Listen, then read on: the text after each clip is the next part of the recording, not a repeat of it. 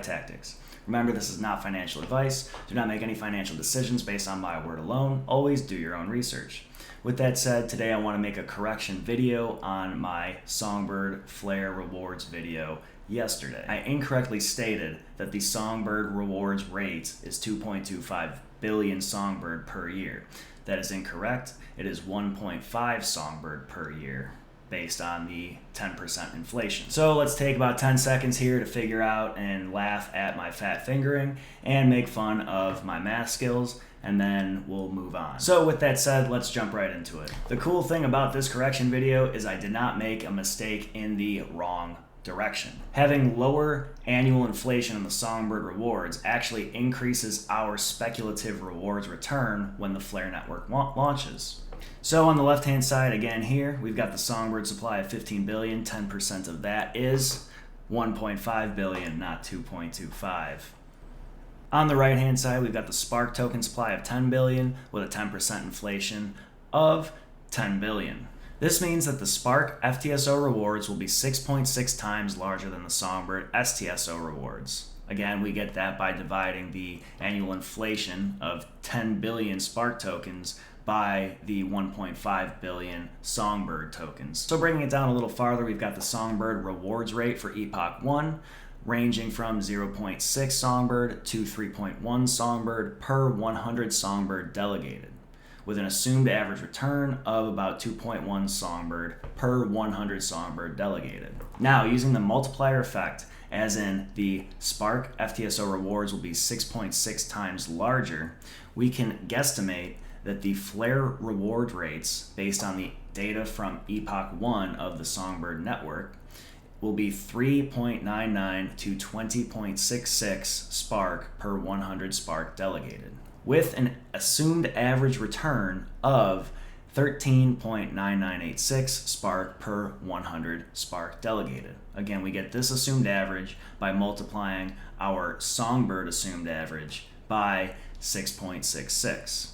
The best part about this is that since the rewards rate is actually a higher multiplier than the previous video, we earn even more rewards than stated prior. So scrolling down a little farther, we can see the amount of Spark held at 100 Spark would give us about 13, just about 14 Spark weekly, earning us yearly about 727 Spark based on delegating 100 Spark votes. Now, adding the multiplier effect, we go to 1,000 delegated votes. So 1,000 nets us about 139. We'll bump that up to 140 Spark weekly, with a yearly return of 7,278 Spark off of 1,000 votes delegated. Again, bumping it up even further, got 10,000 Spark.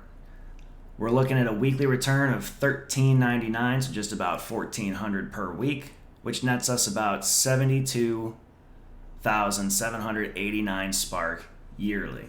Again, this increased because the difference between the annual inflation of the Spark token is 6.6 times larger than the annual inflation of the Songbird token. I want to make a couple assumptions here that this guesstimation and speculation is based on.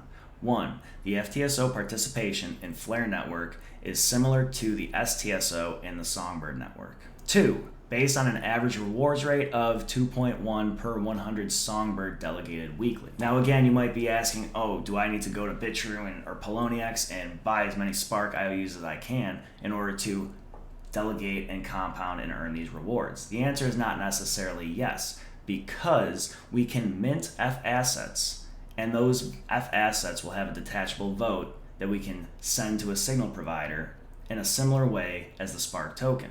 Votes delegated may be either FLR or Spark votes or F asset votes.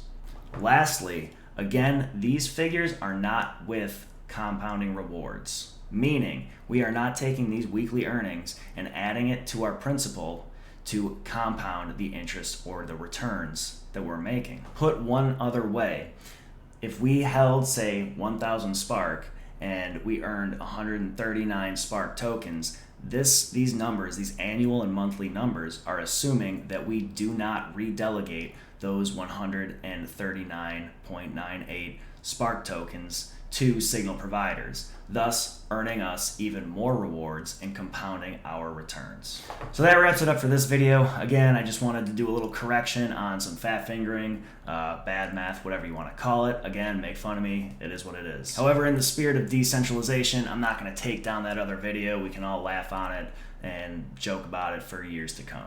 As always, remember, it's nice to be important, but it's more important to be nice. We'll catch you next time on DeFi Tactics.